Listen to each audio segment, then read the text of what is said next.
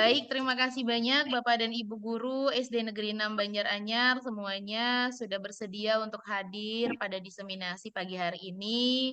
Sebelumnya saya mohon izin untuk berbagi kepada Bapak dan Ibu sekalian. Barangkali Bapak dan Ibu sudah mengetahui atau sudah pernah mendengar tentang apa yang akan saya sampaikan. Namun di sini saya akan lebih kepada ingin berbagi, ingin sharing kepada Bapak Ibu semua terkait bagaimana pelaksanaan atau pemahaman praktik baik Bapak Ibu guru di SD Negeri 6 Banjaranyar berkaitan dengan budaya atau disiplin positif. Sebelumnya izinkan saya memperkenalkan diri Bapak Ibu, nama saya Niluh Ayu Nitya Laksmi. Saya bertugas di SD Negeri 1 Dajan Peken dan pagi ini akan memimpin diskusi. Semoga Bapak Ibu berkenan untuk ikut serta berpartisipasi secara aktif di sela-sela kegiatannya gitu nggih. Nah, Bapak Ibu sekalian untuk memulai saya ingin mengecek nih kira-kira. Bapak Ibu nanti boleh aktif berdiskusi di kolom chat atau langsung berbicara tidak apa-apa ya. Bapak Ibu sudah pernah dengar tentang disiplin positif atau budaya positif? Apakah Bapak dan Ibu sudah pernah dengar disiplin atau budaya positif? Sudah dari Bu Nina? Oke, Ya, sudah sudah. pernah? Baik, sudah. Oke, sudah. Nah, saya ada beberapa pertanyaan di awal untuk bisa nantinya memandu diskusi kita pada hari ini. Berkaitan dengan disiplin atau budaya positif ya.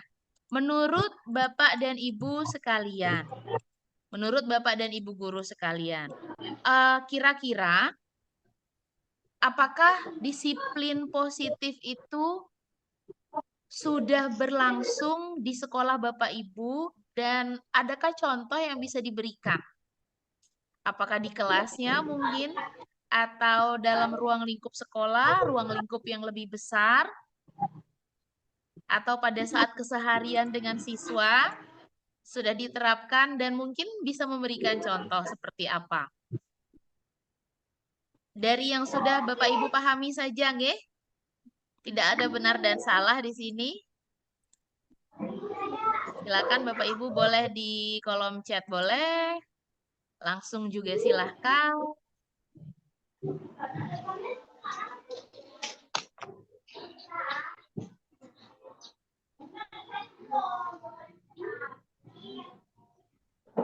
Silakan mungkin Bu Madewastri angkat tangan nggih, mau menyampaikan sesuatu.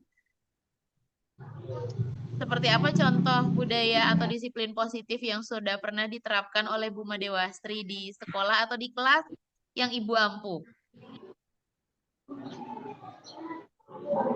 Seperti apakah kira-kira contohnya?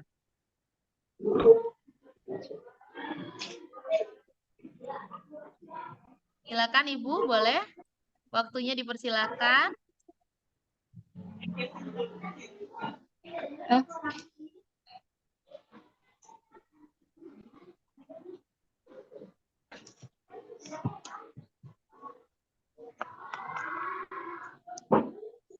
Baik, barangkali terkendala sinyal, nggih.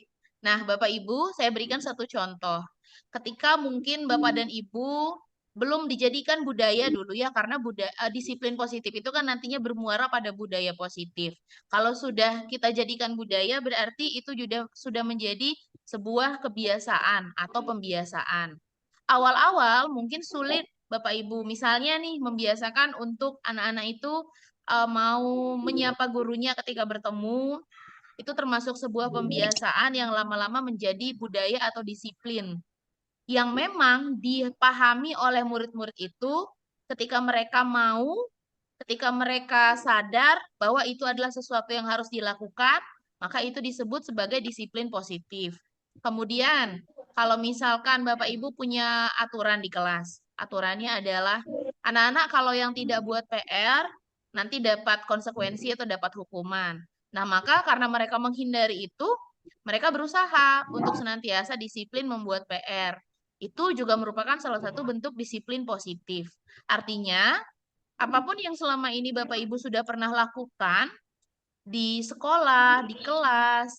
Ternyata itu adalah bentuk-bentuk disiplin positif yang Bapak Ibu sering terapkan dengan murid. Hanya saja mungkin labelnya yang belum kita ketahui secara tepat seperti itu. Nah, Bapak Ibu, saya izin untuk membagikan materi, nggih. Saya share screen.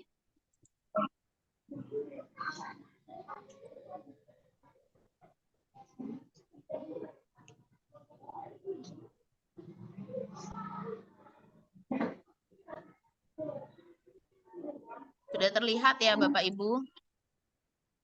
Ya. Sudah. Jadi hari ini saya akan sedikit memberikan informasi terkait disiplin positif dan nilai-nilai kebajikan universal, teori motivasi, hukuman dan penghargaan, ada restitusi juga, lalu keyakinan kelas, kebutuhan dasar manusia dan dunia berkualitas, 5 posisi kontrol guru, dan segitiga restitusi.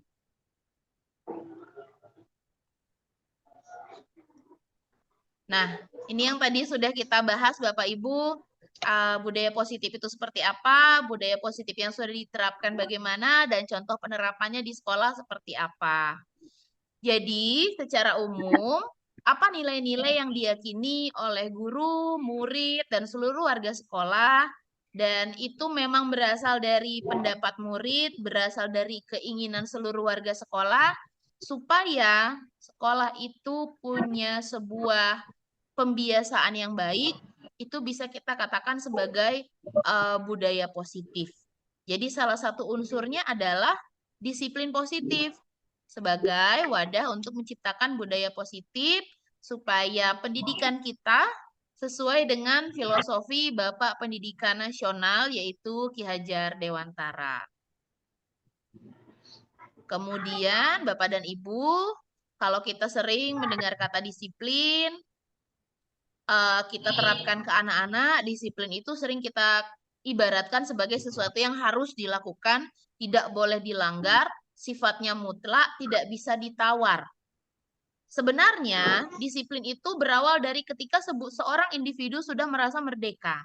Merdeka dalam artian dia bebas, ingin melakukan apapun, ingin menunaikan kewajibannya, tapi harus berdasarkan pada kesadaran dirinya, bukan berdasarkan atas ketakutan karena diancam oleh orang lain. Sebenarnya seperti itu inti dari kata disiplin. Lalu seorang pakar bernama Diana Gosen juga menyatakan disiplin itu bisa membuat seseorang menggali potensi dari dalam dirinya.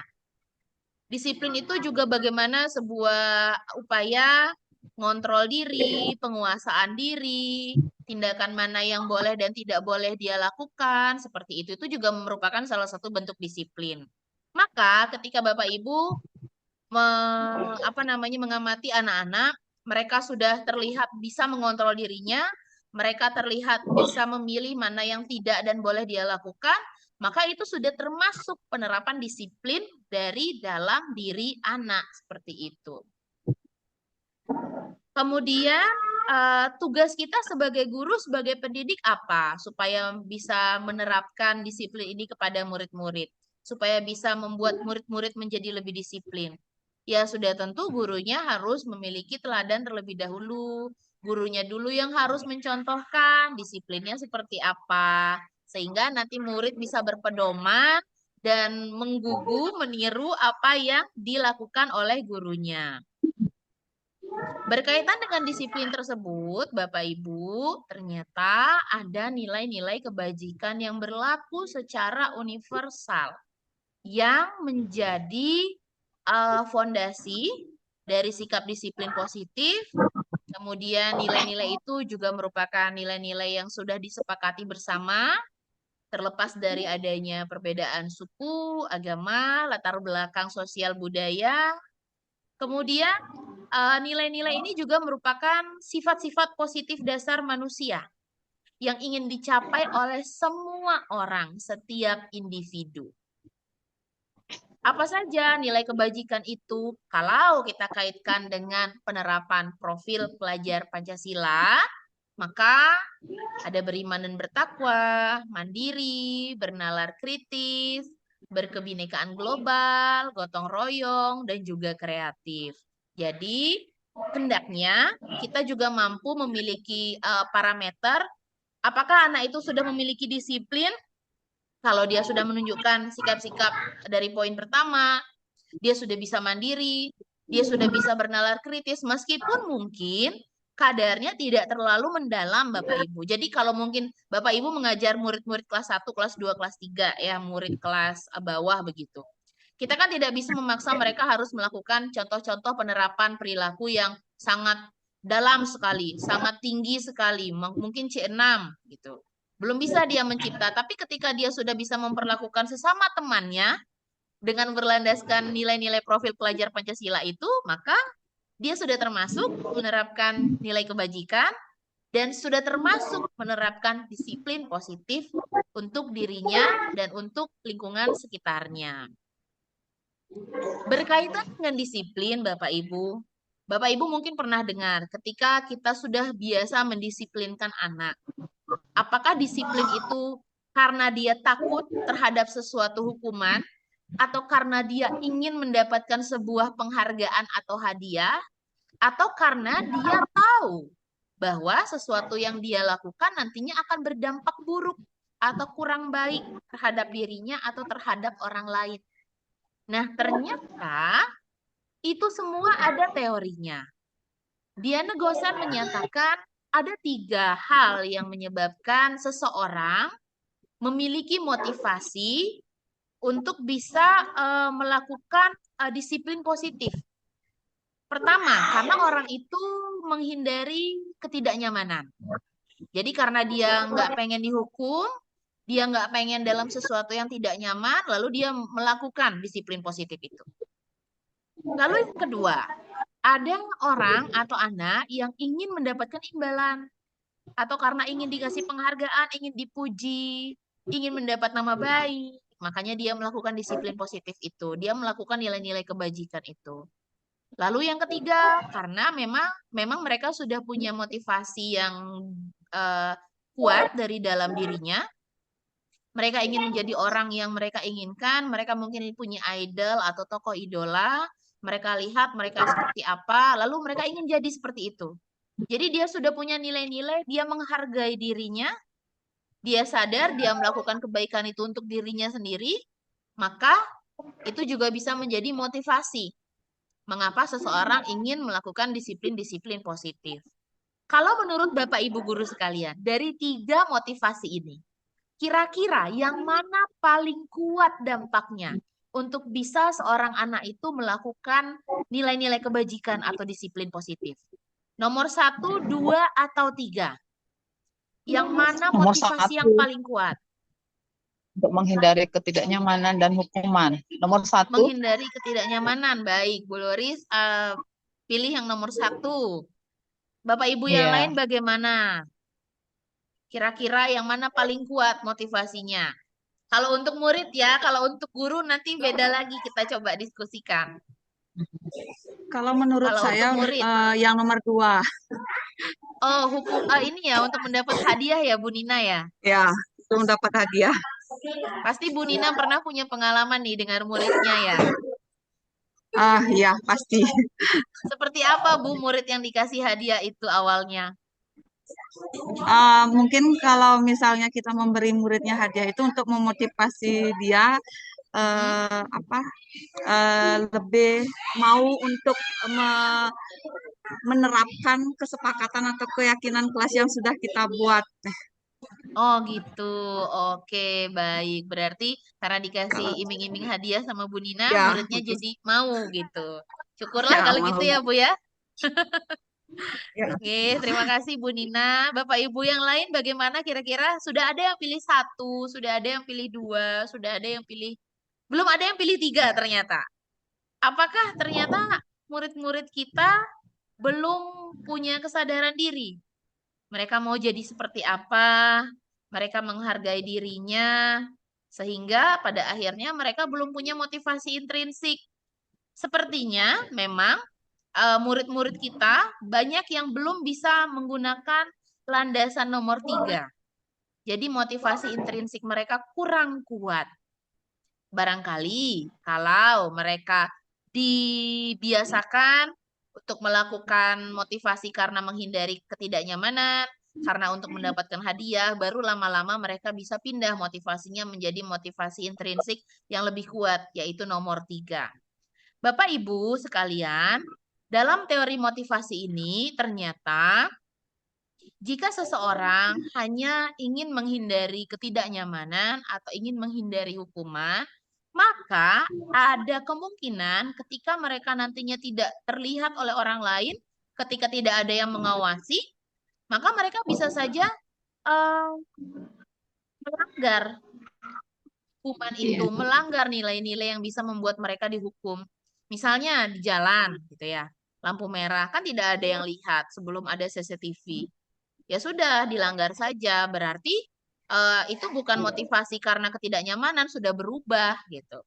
Terus kalau mendapatkan imbalan secara terus-terusan, untuk mendapatkan imbalan secara terus-terusan, maka kalau besok-besok dia tidak dikasih hadiah, tidak dikasih penghargaan, bisa saja mereka akan, aduh, nggak ada hadiahnya, nggak usah deh, buat apa.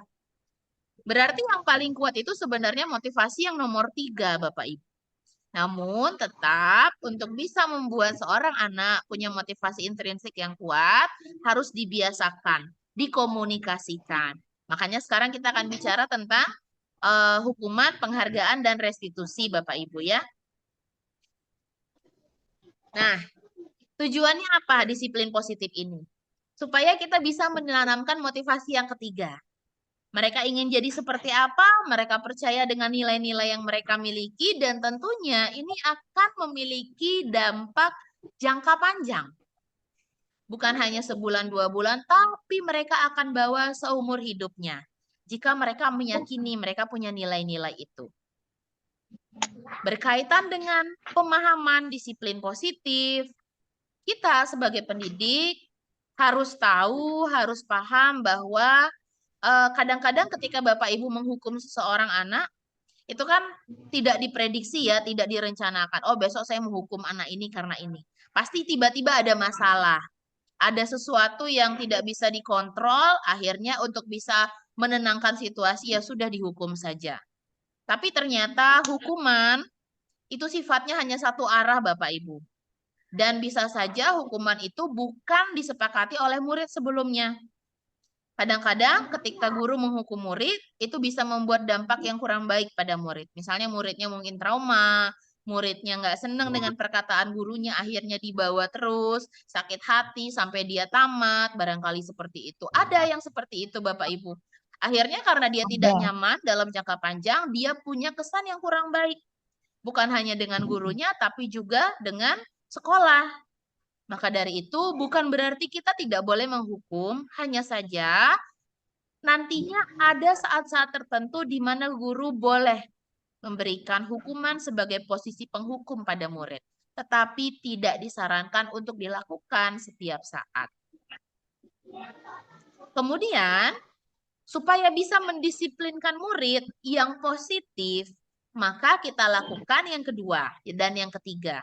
Ada 2 bentuk disiplinnya. Ada dalam bentuk konsekuensi, ada dalam bentuk restitusi. Konsekuensi berarti murid itu tahu. Ketika dia tidak buat PR, berarti besok dia tidak akan bisa mendapatkan nilai atau poin dari PR yang akan diperiksa sama gurunya. Atau bisa jadi ketika murid itu tidak mengerjakan tugas yang harusnya dia buat hari ini, dia besok datang ke sekolah mendapatkan tugas tambahan, berarti tugas dia akan semakin banyak, akan semakin menumpuk. Dan dia sadar akan hal itu. Nah, itu namanya konsekuensi. Atau contoh lain, ketika seorang siswa diharuskan memakai pakaian putih merah pada hari Senin, topi dan dasi karena upacara bendera. Lalu karena sesuatu dan lain hal, dia tidak membawa dasi dan topi, upacara, dia tidak mengenakan atribut yang sesuai, akhirnya dia dipanggil ke depan, di halaman, dikumpulkan dengan murid-murid yang lain. Konsekuensinya apa? Dia ya sudah tahu konsekuensinya bahwa dia akan dipanggil, akan ada rasa malu. Tapi itu sudah disadari oleh murid. Namun konsekuensi itu hanya akan membuat murid tidak nyaman dalam jangka waktu yang pendek, Bapak Ibu. Dia tidak paham, oh cuman digituin aja, cuman dipanggil ke depan, tidak ada sesuatu yang berarti. Habis itu ya sudah. Nah itu nilai minus dari konsekuensi. Maka apa yang harus kita lakukan sebagai guru agar sesuatu yang keliru dari murid bisa kita bantu perbaiki dalam kaitan guru sebagai tugas mendidik dan juga bisa memberikan pemahaman untuk anak-anak dalam jangka waktu yang panjang. Artinya bermanfaat, berdampak bagi mereka. Maka kita lakukan restitusi. Restitut berarti mengganti Bapak Ibu. Apa yang diganti di sini? Nah, apa yang diganti di sini dari restitusi? Berarti dari restitusi itu kita mencoba menciptakan sebuah proses bagi murid agar dia bisa menciptakan kondisi. Dia sadar akan kesalahannya, dia bisa memperbaiki diri, kita berikan waktu, sehingga dalam jangka waktu tertentu, dia sudah punya pemahaman yang kuat, dia sudah punya karakter yang kuat, lalu dia kembali lagi ke kelompok mereka dengan karakter kuat yang sudah mereka lebih pahami. Jadi, sederhananya ketika kita melakukan pendekatan restitusi kepada murid, misalnya murid itu berbuat salah. Guru akan menanggapi, tapi diajak berefleksi, diajak ngobrol. Tapi tergantung juga Bapak Ibu ya, kalau kita bisa melakukan komunikasi yang baik ke anak-anak, kita bisa lakukan ini. Tergantung anaknya juga. Tapi pada dasarnya dicoba dulu. Jadi ada murid membuat kesalahan, misalnya dia suka bolos. Jangan langsung kita bilang dia malas, dia tidak punya semangat sekolah. Bisa jadi ada sesuatu di balik hal tersebut. Maka diajak murid untuk duduk, kita ajak ngobrol, kita tanya mengapa mereka mengapa mereka terlambat, itu yang pertama. Lalu kita cari tahu sebenarnya penyebabnya terlambat ada apa dan mengapa terjadi hampir beberapa kali misalnya jika itu terjadi lebih dari satu kali. Lalu kita tanyakan beberapa pertanyaan-pertanyaan pemantik kepada murid. Maka dia akan berusaha menggali apa penyebab dia seperti ini, apa dampaknya kalau dia terlambat terus. Lalu jangka panjangnya nanti dia akan jadi seperti apa kalau dia terlambat terus. Tapi tetap dengan bimbingan dari gurunya supaya mereka sadar bahwa kesalahan yang mereka lakukan itu harus diubah, harus diperbaiki sehingga tidak terus-terusan membuat kesalahan yang sama. Nah, sebelum saya lanjut ke bagian berikutnya, ciri-ciri restitusi itu apa? Saya ingin kembali ke pernyataan ini.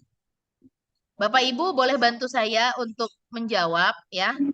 Dari 1 sampai 4 pernyataan ini, kira-kira yang nomor 1, ini hukuman atau konsekuensi ya Bapak Ibu ya. Yang pertama, ketika kita menyuruh seorang anak berjemur di lapangan pada pukul 12 siang atau pada siang hari, pada saat terik, karena mereka tidak sengaja kedapatan ngobrol sama teman saat sedang belajar. Menurut Bapak Ibu ini hukuman atau konsekuensi? Nomor Boleh satu, ditulis di kolom chat, boleh langsung.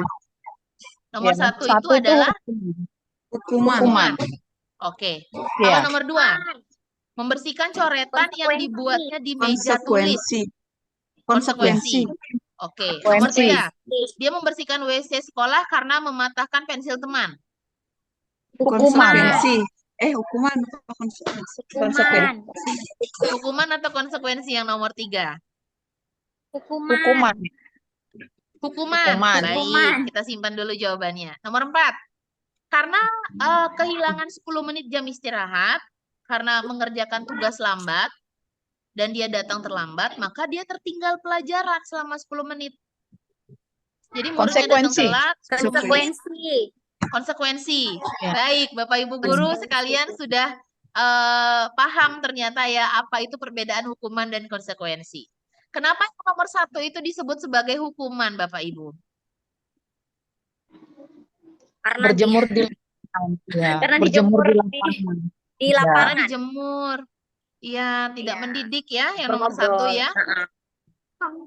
Bisa bikin Tidak. muridnya jadi pingsan, atau kalau kondisi kesehatannya kurang baik, dia bisa sakit, seperti itu. Kalau nomor 2, kenapa disebut sebagai konsekuensi, Bapak Ibu? Karena harus Karena dia mempertanggungjawabkan perbuatannya. Betul sekali, Bu Melta. Jadi dia harus mempertanggungjawabkan perbuatannya. Dia coret-coret, ya sudah, dia bersihkan. Nomor 3, Iya. kenapa disebut sebagai hukuman? Kan ada yang dia lakukan. Kira-kira kenapa, Bapak Ibu? Apa ya? Karena dia tidak menangani masalah yang dia buat. Betul sekali. Yang dipatahkan pensil teman.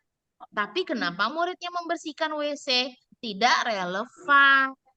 Tidak Iya. memberikan solusi. Ya, betul sekali Bu Melta. Terima kasih. Dan nomor 4, sudah tentu itu konsekuensi ya. Karena Ya. dia terlambat, ya sudah, dia kehilangan. Kita telat nonton, masuk bioskop, sudah mulai filmnya setengah jam, ya sudah, kita terlambat nonton, nggak bisa diulang lagi. Nah, itu contohnya, hukuman atau konsekuensi. Terima kasih Bapak Ibu, saya lanjut lagi. Dan kalau misalkan nanti di tengah-tengah terputus waktunya, saya akan ulangi dengan memberikan link yang baru ya Bapak Ibu ya. Kita ke restitusi. Nah, sudah di sini. Kemudian kita lanjut. Kenapa kita bisa menilai sesuatu tindakan itu bisa dikatakan restitusi? Ada ciri-cirinya. Pertama, restitusi itu bukan untuk menebus kesalahan. Ya, bukan untuk menebus kesalahan, tapi lebih kepada supaya anak-anak itu belajar dari kesalahan. Dan sesuatu yang mereka lakukan itu inisiatif dari mereka. Jadi jangan guru yang memberikan apa yang harus mereka buat. Misalnya muridnya tidak bawa tugas, ya udah kamu nanti gini ya, gitu. Bukan dari gurunya, tapi dari muridnya sendiri. Maka dari itu perlu pendekatan komunikasi yang efektif kepada anak-anak.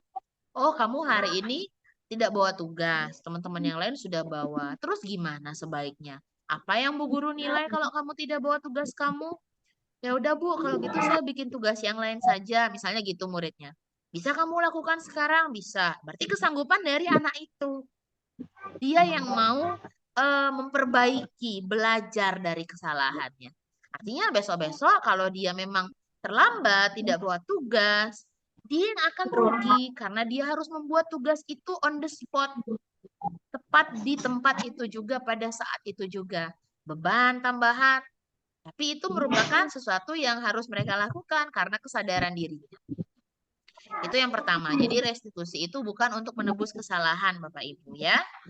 Lalu yang kedua, restitusi itu bisa memperbaiki hubungan dan memperkuat hubungan. Jadi ketika ada sesuatu masalah, dilakukan pola restitusi, itu akan membuat masalah itu menjadi lebih berkurang atau bahkan menjadi hilang. Dan memperkuat nilai yang dimiliki oleh murid. Seperti itu. Dan yang nomor 3, restitusi itu adalah tawaran, seperti yang di nomor 1 tadi. Jadi murid yang menawarkan, oh saya sepertinya akan melakukan ini Bu. Bukan paksaan dari gurunya. Jadi murni inisiatif dari anak. Ya, makanya penting bagi guru untuk membuat kondisi yang bisa membuat murid itu mau mengajukan opsi untuk menyelesaikan permasalahannya dia. Jadi kita gali apa yang bisa mereka lakukan, apa yang mereka tawarkan untuk memperbaiki kondisi yang salah pada saat itu. Dan yang terakhir, restitusi itu sifatnya menuntun, supaya murid bisa sadar apa yang mereka kurang, apa yang bisa mereka perbaiki. Jadi memang betul-betul. Jadi tadi kita sampai di restitusi. Sebentar, saya izin share screen.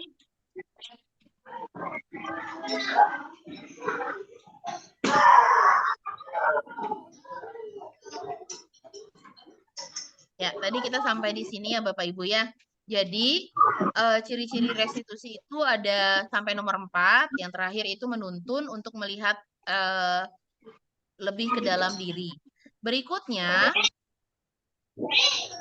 ciri-ciri restitusi yang kelima adalah Restitusi itu Bapak Ibu adalah kebutuhan dasar, mencari kebutuhan dasar yang menjadi tindakan.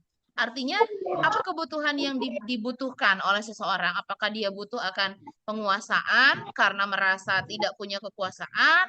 Apakah dia butuh validasi? Apakah dia butuh kasih sayang? Maka itu yang akan dijadikan restitusinya. Gitu. Kemudian, restitusi itu fokus pada karakter seseorang, bukan sama tindakan yang dia miliki. Restitusi itu menguatkan, fokus pada solusi, dan tentunya akan mengembalikan lagi murid kepada kelompoknya. Apabila proses restitusi yang dilakukan sudah hampir selesai atau sudah tuntas. Nah, ini ciri-cirinya. Akan tetapi, kalau misalkan Bapak Ibu ternyata sudah hampir memenuhi dari 9 ciri-ciri ini, mungkin 3 atau 4, sudah bisa dikatakan restitusi. Tidak mesti harus memenuhi ciri-ciri dari semuanya. Seperti itu. Kemudian, berkaitan dengan restitusi itu bisa dilakukan Bapak Ibu jika sebuah kelas atau sebuah kelompok belajar sudah memiliki keyakinan, bukan kesepakatan. Kalau kesepakatan berarti hanya persetujuan saja. Kalau keyakinan berarti seseorang sudah meyakini bahwa nilai-nilai itu memang bagus dan baik untuk dirinya. Maka diyakini, bukan disepakati. Ya. Dan mengapa keyakinan bukan peraturan? Kalau menurut Bapak Ibu kira-kira mengapa lebih cocok kata keyakinan bukan peraturan? Ada kata yakin dan teratur di sini Bapak Ibu. Silakan yang mau berpendapat lewat kolom chat atau di langsung. Boleh? Kalau keyakinan kelas itu sifatnya semua orang meyakini ya Bapak Ibu ya, bukan keterpaksaan. Sedangkan kalau peraturan, ada unsur keterpaksaan yang harus dilakukan. Misalnya peraturannya harus pakai sepatu warna hitam gitu. Padahal mungkin tidak punya. Jadi kan terpaksa harus beli baru supaya bisa mengikuti peraturan. Nah itu misalnya. Dan mengapa dengan adanya keyakinan kelas ini nantinya penting untuk membentuk sebuah budaya yang positif. Karena jika sudah yakin bahwa nilai-nilai itu penting, maka nilai-nilai tersebut akan dilakukan tanpa adanya paksaan. Nilai-nilai tersebut akan dilakukan atas kesadaran dan terus-menerus atau berkelanjutan. Sesuatu yang dilakukan secara berkelanjutan dan terus-menerus itu akan menjadi sebuah kebiasaan. Dari kebiasaan itu nantinya menjadi sebuah budaya. Karena budaya itu pada dasarnya dibentuk dan diyakini, bukan memang ada. Bukan seperti kata orang Bali, nak muluk itu bukan. Jadi dibentuk gitu ya. Dan bagaimana mewujudkan sebuah keyakinan kelas yang efektif? Tentunya Bapak dan Ibu guru sekalian harus melibatkan semua unsur kelas. Baik itu murid, baik itu guru.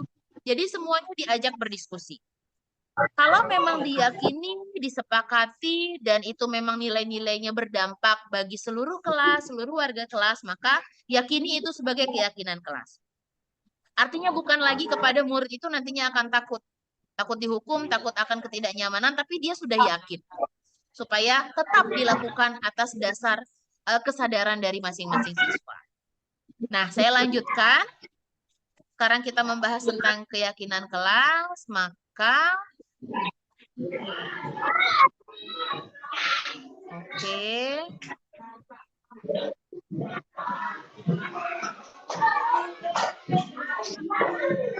Institusi sudah, keyakinan kelas. Dan berikutnya, bagaimana cara membentuk sebuah keyakinan kelas, Bapak Ibu?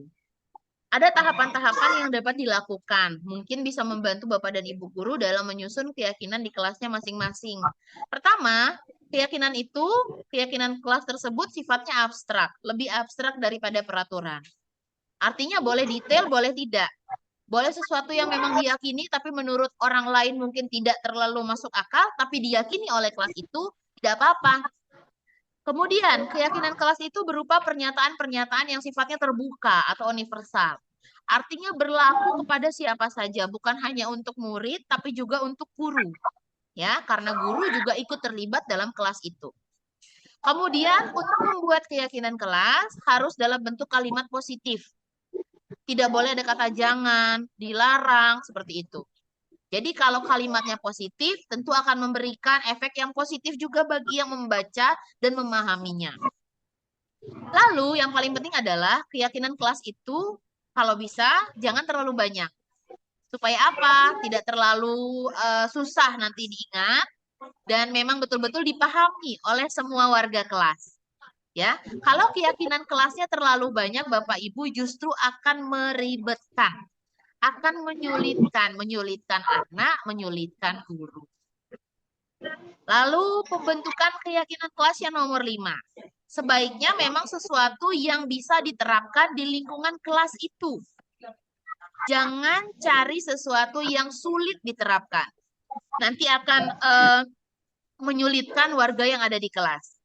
Jadi keyakinan kelas yang Bapak Ibu buat sebaiknya sesuatu yang memang sudah pernah diterapkan dan akan terus dilanjutkan atau akan diterapkan tapi bisa dilakukan.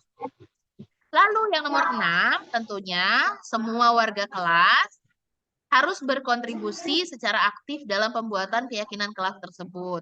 Lewat kegiatan diskusi, kasih mereka kesempatan untuk menyampaikan pendapatnya. Dan ini bisa berubah, jadi sifatnya tidak tetap. Silakan bisa disesuaikan kalau mungkin dalam jangka waktu 3 bulan, kebiasaan A, keyakinan kelas A sudah menjadi kebiasaan tanpa harus ditulis, bisa dihapus, bisa diganti dengan keyakinan yang lain. Artinya kalau memang keyakinan kelas itu sudah terbiasa dilakukan oleh anak-anak, tanpa harus disuruh, tanpa harus diperintah, maka keyakinan kelas itu sudah menjadi budaya. Dan bisa diganti dengan keyakinan kelas yang lain. Seperti itu Bapak Ibu Guru, saya lanjutkan kembali. Nah, tadi sempat saya jelaskan tentang 5 kebutuhan dasar manusia yang berkaitan dengan mengapa perlu adanya budaya positif, mengapa mereka termotivasi untuk melakukan disiplin positif. Karena pada dasarnya semua tindakan yang kita lakukan tentu saja ada tujuannya. Tujuan itu bisa tercapai kalau usaha yang dilakukan adalah usaha yang terbaik. Karena setiap orang tentunya melakukan sesuatu karena ada tujuannya, ada kebutuhannya. Misalnya nggak mungkin teman-teman Bapak Ibu tiba-tiba menghubungi kalau tidak ada perlunya gitu ya. Mungkin minjem duit dan segala macam. Tentu ada tujuannya. Begitu pula dengan murid-murid kita. Mereka ingin melakukan sesuatu karena ada tujuan, ada kebutuhan yang mereka ingin penuhi. Jadi, kalau murid Bapak Ibu melakukan pelanggaran perbuatan, maka tentu saja kita balikan lagi. Ternyata ada kebutuhan dasar mereka yang gagal mereka penuhi. Misalnya kenapa seseorang berbuat kriminal karena mungkin tidak bisa memenuhi kebutuhannya, mungkin perlu uang untuk makan, perlu dilihat, perlu validasi, perlu penilaian dari orang lain, seperti itu. Begitu pula dengan perilaku antara guru dan murid di sekolah. Nah, 5 kebutuhan dasar itu antara lain kebutuhan untuk bertahan hidup, kebutuhan akan merasa diterima dan kasih sayang, kebutuhan akan kemampuannya, siapapun akan merasa senang kalau kemampuan mereka diakui, kalau diapresiasi. Kemudian kebutuhan terhadap pilihan. Mereka bebas nggak memilih. Mereka dikasih kebebasan nggak untuk menentukan pilihannya. Dan kebutuhan untuk merasa senang. Pada dasarnya 5 hal ini adalah 5 dasar kebutuhan manusia yang tentunya kalau Bapak Ibu punya murid yang bermasalah misalnya di kelas atau di sekolah, bisa jadi antara salah satu dari 5 ini mungkin belum terpenuhi. Mungkin di rumah, mungkin di sekolah, mungkin di lingkungan temannya.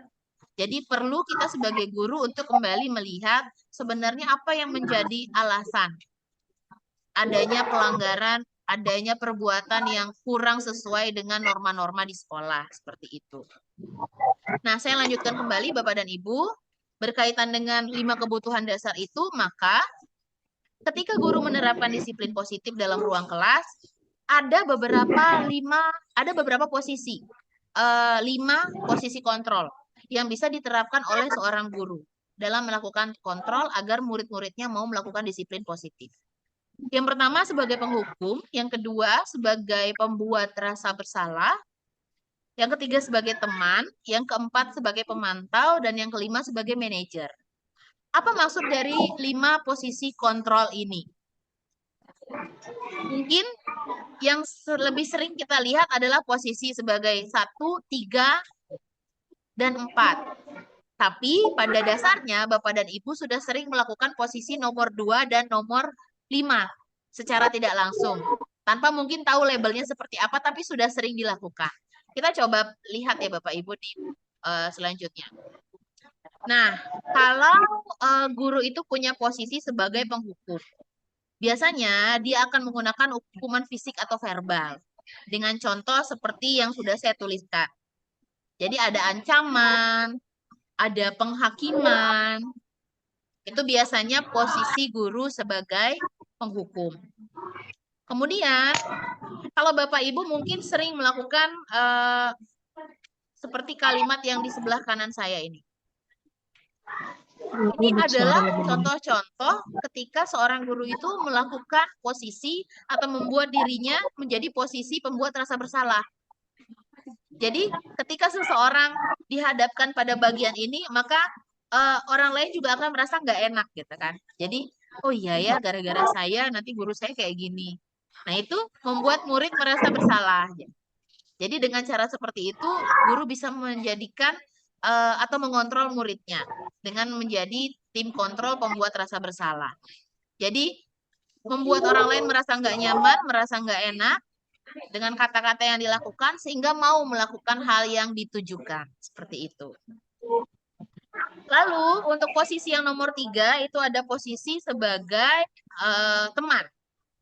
Kalau kita sebagai teman berarti tidak menyakiti, selalu ngontrol, tapi melakukan komunikasi seperti layaknya sama teman. Misalnya, ayolah bantu yuk biar cepet yuk. Jadi bukan kayak menyuruh, tapi kayak seperti mengajak, persuasif, lebih persuasif. Ya. Kemudian posisi yang keempat adalah sebagai pemantau. Nah, pada bagian ini Bapak Ibu akan cenderung lebih banyak seperti orang yang sedang bertanya. Jadi kayak menanyakan kembali, misalnya muridnya ada yang tidak melakukan tugas sesuai dengan perintah, gitu. Diingetin lagi. Kemarin peraturannya apa ya? Ini sanksinya apa ya? Tentu saja, kalau sudah mau melakukan posisi sebagai pemantau, sudah punya aturan sebelumnya. Aturannya A, B, C, D. Maka diingatkan lagi dia dengan aturan-aturan itu. Konsekuensinya apa, sanksinya apa. Gitu. Jadi memang sudah punya keyakinan sebelumnya Bapak Ibu ya. Sudah punya keyakinan kelas. Berikutnya, posisi yang terakhir adalah sebagai manajer, berarti mengatur. Artinya apa?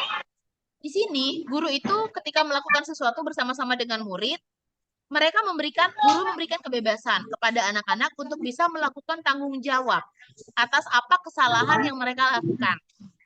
Dalam artian tanggung jawab ini, murid juga bisa bertanggung jawab atas perbuatannya dan mereka menemukan sendiri hal apa yang bisa mereka lakukan untuk mempertanggungjawabkan perbuatannya. Berarti pada bagian inilah nantinya Bapak Ibu akan melakukan restitusi pada bagian manajer.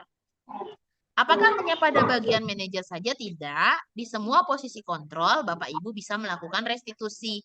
Hanya saja kapasitasnya nanti akan lebih banyak pada posisi manajer. Karena kita menggali, bukan menghakimi. Menggali. Apa yang membuat kamu seperti ini? Kenapa? Alasannya kenapa? Dampaknya kamu tahu nggak seperti apa? Kira-kira gimana ya cara kamu untuk memperbaikinya? Kira-kira upaya apa yang nantinya bisa kamu lakukan supaya tidak melakukan ini lagi? Jadi manajer. Seperti itu Bapak Ibu. Nah, tapi tidak semua posisi, tidak semua situasi bisa dilakukan kontrol manajer. Kadang-kadang perlu kontrol sebagai penghukum. Kalau memang sudah tidak bisa diatasi lagi. Perlu kontrol sebagai pembuat merasa bersalah kalau memang masih situasinya tidak terlalu rumit. Bisa sebagai teman kalau situasinya casual. Bisa sebagai pemantau saja. Atau silakan menurut Bapak Ibu lebih enak melakukan posisi yang mana? Artinya ada 5 posisi kontrol ini dan itulah yang menjadi tempat Bapak Ibu untuk bisa menyalurkan, mengendalikan disiplin positif yang ada pada murid. Kira-kira sampai di situ Bapak Ibu ada pertanyaan? Kalau lanjut boleh berikan saya reaction.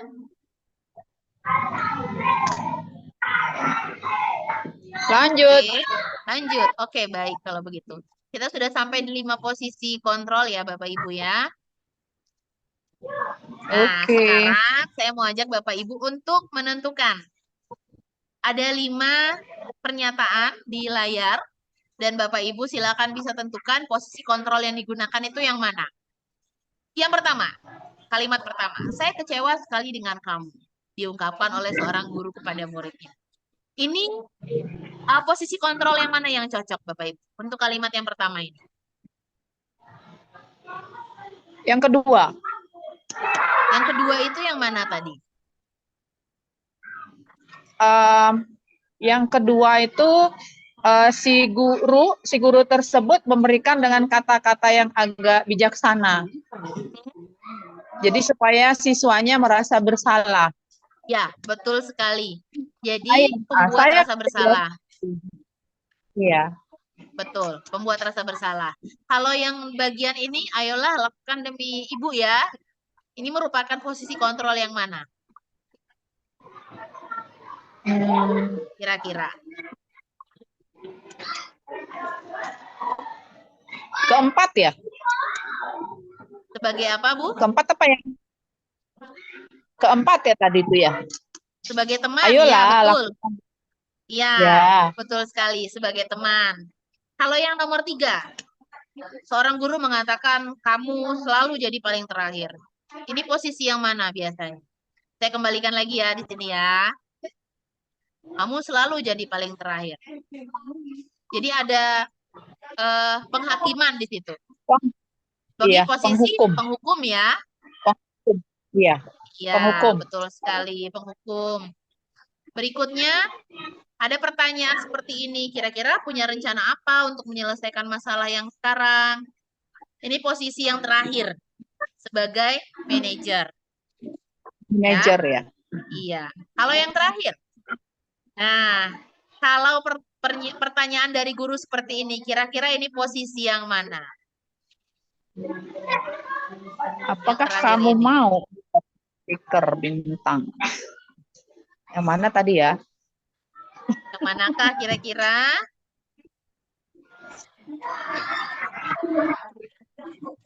Yang manakah kira-kira? Seperti menentukan, oh kamu mau nggak? Kamu tahu nggak posisi yang mana Bapak Ibu yang belum tersebut dari tadi? Posisi pemantau. Iya. Mantap. Jadi dia memantau anak-anak itu mau nggak mendapatkan reward, mendapatkan bintang seperti itu, ya. Jadi dari kalimat-kalimat yang Bapak Ibu sering ucapkan ke murid, yang sering Bapak Ibu terapkan saat berkomunikasi, ternyata masing-masing memiliki posisi kontrolnya. Yang mana saja digunakan boleh disesuaikan dengan situasi dan kondisi murid Bapak Ibu pada saat itu. Ya, baik, saya lanjutkan berikutnya ke yang terakhir materinya, yaitu tentang segitiga restitusi. Nah, kalau tadi saya hanya menyatakan tentang restitusi saja, proses menciptakan kondisi agar murid mau memperbaiki kesalahannya. Di sini ada kata segitiga. Maksudnya apa segitiga di sini? Ada polanya, Bapak Ibu. Nah, pola dari segitiga restitusi ini efektif digunakan asalkan satu, guru dan siswa masing-masing sudah memiliki keyakinan kelas. Karena tahapan-tahapan dari segitiga restitusi itu yang pertama yang paling bawah dulu. Ya, menstabilkan identitas. Artinya, ketika seseorang melakukan kesalahan, jangan langsung kita bilang, oh dia salah. Tapi katakan bahwa memang kesalahan yang dilakukan itu bukan kamu saja yang pernah melakukan ini. Semua orang pernah melakukan kesalahan. Misalnya dia terlambat, oh iya tadi juga ini terlambat, seperti itu. Jadi agar murid itu merasa lebih tenang, orang diajak diskusi itu merasa lebih tenang. Jadi tidak di awal langsung dihakimi bahwa dia salah, nanti nyalinya menciut. Lalu, tindakan yang kedua setelah menstabilkan identitas adalah memvalidasi tindakan yang salah. Apa yang bisa dilakukan oleh guru untuk tindakan yang nomor 2, validasi tindakan yang salah? Kita tanyakan, alasannya kenapa terjadi seperti ini, alasannya kenapa kok tidak masuk, alasannya kenapa. Jadi cari tahu, gali kenapa dia melakukan itu. Lalu tanyakan lagi, kira-kira apa yang sedang dia butuhkan dan apa yang bisa dibantu oleh guru supaya murid itu bisa lebih efektif melakukan tindakan untuk mencapai sesuatu yang dia perlukan. Jadi itu terdapat pada bagian validasi tindakan yang salah. Lalu yang terakhir, setelah guru tahu alasan kenapa, dapat solusi alternatif, ditanyakan kembali ke murid-murid. Ini pada bagian menanyakan keyakinan. Kira-kira mungkin murid itu lupa atau bagaimana, kita tanyakan lagi. Masih ingat tidak keyakinan kelas apa yang pernah kita sepakati? Atau kamu mau jadi orang yang seperti apa sih? Mungkin dari perilaku yang salah selama ini dilakukan atau yang sudah terjadi, ini ternyata nggak sesuai sama cita-cita kamu. Berarti ini yang harus kamu lakukan. Jadi bantu dia untuk kembali ke arah yang lebih benar dengan melakukan tindakan segitiga restitusi. Stabilkan identitas dulu, lalu memvalidasi tindakannya. Setelah itu tanyakan kembali keyakinan dia agar dia kembali pada jalurnya, pada relnya, tidak lewat dari jalur atau dari barisan. Misalnya seperti itu, Bapak. Ya, jadi Bapak Ibu ketika melakukan konseling dengan anak-anak, dengan murid, bisa melakukan pola ini. Biasanya guru kelas akan banyak sekali menemukan masalah dengan murid-muridnya atau guru-guru bidang studi juga, karena jarang, tidak hampir 24 jam di kelas dengan murid, tidak terlalu banyak waktu yang dihabiskan. Silakan jika ada masalah atau ada sesuatu yang perlu dilakukan konseling, bisa melakukan pola segitiga restitusi ini. Begitu pula ketika melakukan konseling dengan guru oleh kepala sekolah. Jadi kepada siapapun kita bisa melakukan tindakan atau pola segitiga restitusi ini. Dan biasanya posisi kontrol yang dilakukan adalah sebagai manajer. Ya. Lalu selanjutnya, ya. Sudah habis Bapak Ibu dari yang saya sampaikan. Ini adalah pemaparan dari bagian-bagian tadi, ya.